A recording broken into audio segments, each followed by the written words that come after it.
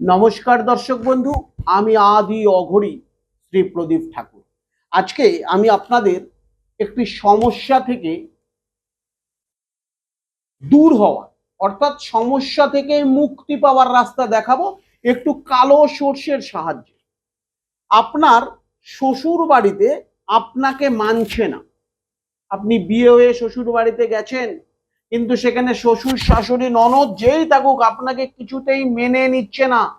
দিনের পর দিন আপনার সঙ্গে খারাপ ব্যবহার করছে, শ্বশুর বাড়ি থেকে বেরোতেও পারছেন না। এইরকম একটু কালো সর্ষে শ্বশুর বাড়ি থেকে, যে কোনো জায়গা থেকে বা শ্বশুর বাড়ির ঘর থেকে একটু কালো সর্ষে নিয়ে নিন। যে মন্ত্রটি আমি বলছি, মন্ত্রটি একটু খাতা পেনে নোট করে নিন। ওম থং থং থং। অমুকি, অমুকির জায়গায় আপনাকে যে যে মানছে না তাদের নাম।